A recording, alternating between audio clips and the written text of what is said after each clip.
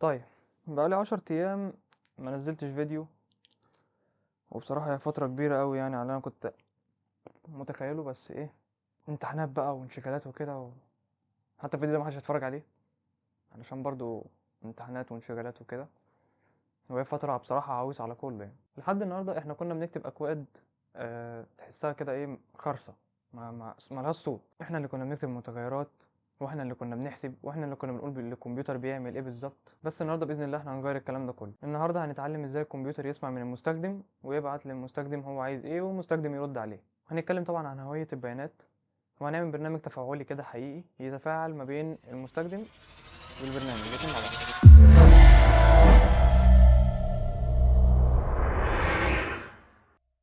طيب تخيل لو انا قلت لك اجمع لي تفاحة مع رقم واحد، دماغك هتعمل ايرور على طول زي ما البرنامج هيعمل ايرور بالظبط. ليه بقى الكلام ده بيحصل؟ ده بيحصل علشان بايثون بيركز بدقة جدا في البيانات، وعارف ايه الفرق ما بين النص، وعارف ايه الفرق ما بين الرقم، وامتى يجمع الاتنين مع بعض. تعال اوريك.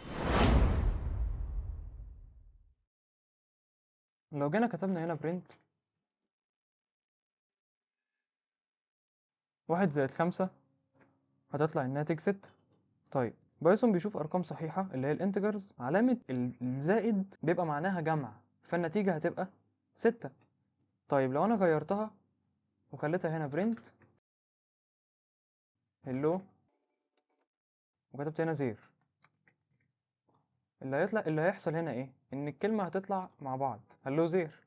ولما بايثون بيشوف النصوص او السترنج بين علامة زائد، علامة الزائد دي هنا بتبقى concatenation، او انها تدمج مع بعض، فالنتيجة بتبقى كلمة هلو زير موجودة مع بعض. الكارثة بتحصل امتى بقى؟ الكارثة بتحصل لما انت تخلط الاتنين مع بعض. لو قلنا مثلا اي بيساوي هلو زير، هلو، ولو احنا حبينا نخليها نزود عليها 1، هيحصل لك هنا ايرور. الايرور اللي طلع لك ده اسمه تريس باك، ما تتخضش منه، ده كده كده هيبقى صديقك الصدوق في رحلتنا كلها. الرساله بتقول لك طيب ايرور، بايثون بيقول لك ان هو مش هينفع يجمع كلمه مع رقم. وعلشان تتفادى المشكله دي لازم تسال بايثون هو شايف البيانات دي ازاي اصلا. وهنا بتيجي وظيفتنا التانية اللي هي اسمها التايب. لو احنا جينا هنا عملنا برنت تايب، وحطينا جواه الفاريبل بتاعنا اي ده، وعملنا برنت تايب الواحد ده، لازم نعمل ده كومنت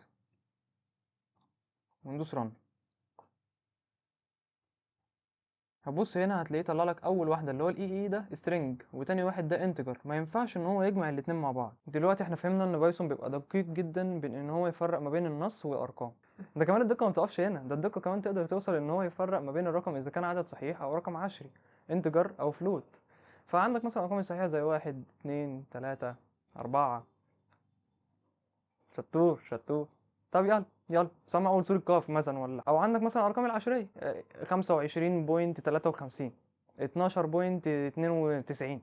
هي دي الارقام العشرية. معلومة ليك كده يا باشمهندس مستقبل على السريع. بس الفلوت مداها واسع جدا، بس دقتها مش احسن حاجة. علشان كده في البنوك والانظمة المالية الحساسة قوي يعني ما بيخلوش الارقام بالفلوت، علشان مليم ورا مليم هيعمل عجز زي فيلم اوفيس سبيس كده. طيب احنا دلوقتي عرفنا الانواع، بس للاسف بتيجي ساعات كده بتقابلنا مشاكل عويصه. هيجي اوقات هيبقى معاك رقم بس للاسف بايثون هيبقى شايفه نص. نحل المشكله دي ازاي؟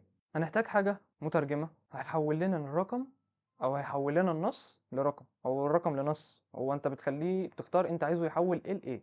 لو انت عندك فاريبل القيمه اللي جواه 1 2 3، بس بين علامتين تنصيص، علامتين التنصيص دول معناهم ان القيمه اللي جوه ده كده string او نص. فواحد اتنين تلاتة دي هو قاريها زيها زي الاي بي سي او اي حرف في الدنيا، فاهمني؟ فلو انا حاولت ان انا اخلي الواحد اتنين تلاتة اللي هم النص دول يعني اجمع عليهم رقم، الرقم ده هيطلع لي ايرور، لان هو شايفهم نص، وانت بتجمع عليه رقم هيطلع نفس الايرور اللي احنا لسه شايفينه اللي هو اسمه ايه، التريس باك. لو انا قلت string value هتساوي 1 2 3، وقلت print string value ده ماشي، ورحت جمع عليه واحد، هتقابلنا نفس المشكلة، تريس باك طيب ايرور، ما يقدرش يجمع string مع انتجر. الحل فين بقى؟ الحل ان احنا نقول له الرقم ده اللي هو انت شايفه نص انا عايزك تحوله رقم. فتقول له خلاص احنا عايزين نخليه مثلا، هنكتب متغير هنسميه انتجر، انتجر فاليبل. هتكتب اي متغير عادي، بس هتيجي تكتب حاجه اسمها انت دي اختصار كلمه انتجر. انا هنا بقول له حول لي السترنج اللي عندك لانتجر، وهكتب جواه المتغير اللي انا عايز احوله اللي هو اسمه ايه، اللي هو اسمه string variable string value. بس قبل ما تدوس رن لازم تغير دي، لان دي القيمه الجديده دلوقتي انت خزنتها في حاجه اسمها انتجر value، وتيجي تمسح وتدوس رن هتلاقي القيمه 124. دالة انت او الفانكشن بتاعت انت اللي احنا لسه كاتبينها دلوقتي دي خدت النص وحولته الرقم، ومن خلال ده قدرنا نجمع عليه اي رقم احنا عايزينه. طيب لو انت جيت في مره عملت انت على قيمه مش رقميه زي كلمه هلو مثلا، يعني انت هلو عايز تخليها انتجر، هيحولها رقم ازاي؟ فبرضه هيطلع لك ايرور. طب ما انت ممكن تسالني وتقول لي يا ضياء ليه وجع الدماغ ده كله، ما انا ممكن اكتب رقم على طول واخليه يتخزن رقم، ما تخلوش يتخزن نص. ارد عليك بقى واقول لك احنا دلوقتي عايزين نفتح باب، لان احنا عايزين نخلي المستخدم يكتب، فالمستخدم عشان يكتب حتى لو كتب رقم هي هتوصل له نص، واحنا نقدر بقى ان احنا ناخد النص ده ونحوله احنا رقم.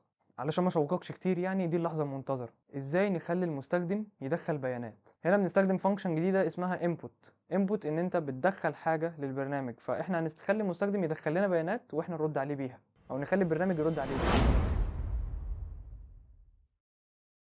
طيب لو انا جيت هنا وكتبت name بيساوي input، طبعا اي فانكشن عندنا لازم نفتح له قوسين ونحط الحاجه اللي احنا عايزين نحطها جواه، ونكتب مثلا who are you علامة استفهام ونسيب مسافة، ونعمل تحت print،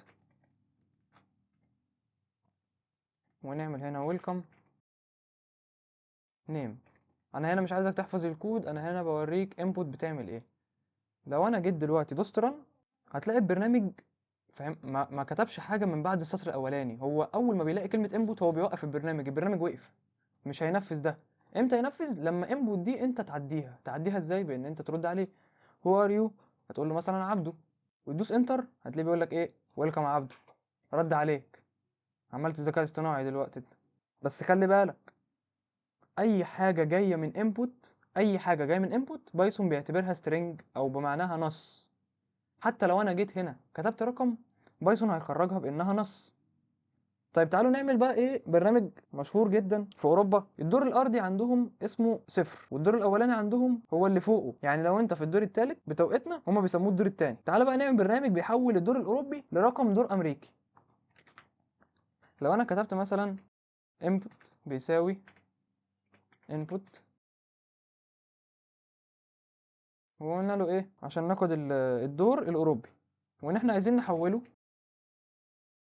ونجمع عليه واحد. انا هنا عملت ايه؟ انا خزنتها في متغير تاني، وخليت القيمة اللي تيجي اللي هي هنا اصلا هتبقى نص انا هخليها رقم، والرقم ده هجمع عليه واحد، وهقول له في الاخر اطبع لي، هيقول لي اليو اس فلور يو اس اف، ونيجي ندوس رن. الدور الكام؟ هقول له مثلا التاني، هيقول لي فهو في امريكا مثلا الدور التالت. فهمت القصة؟ انت طلب منك تكتب له الحاجة دي بتروح له نص، انت بتحولها رقم انتجر، وهو يقدر يجمع عليه بسهولة جدا. طيب لو انا ما كنتش استخدمت كلمة انت دي هنا كان ايه اللي هيحصل؟ البرنامج هيطلع لك بنفس الايرور بعد ما تكتب له طبعا الرقم، ان هو مش هيقدر يجمعها علشان هو شايفها string مش شايفها انتجر او رقم. طيب النهارده احنا اتعلمنا حاجة مهمة جدا، وفهمنا ان بايثون عيل صغير لازم تقعد تفهمه الحاجة، ده انتجر وده سترينج وده فلوت، وتعرفوا كل حاجه ولازم تفهموا كل حاجه عشان ما يتلخبطش منك. واتكلمنا ازاي ناخد البيانات من المستخدم ونحولها ونعالجها ونقدر نرد عليه كمان. والتطبيق الصغير اللي احنا عملناه ده على فكره هو حللك مشكله، وقدرت ان انت تحل بيه مشاكل قدام جدا، بروبلم سولفينج انت اتعلمتها في اساسيات البرمجه، ودي حاجه كويسه جدا في البدايه. وبس، لو استفدت من فيديو النهارده اتمنى تعمل لايك وسبسكرايب، واشوفكم في الفيديو الجاي.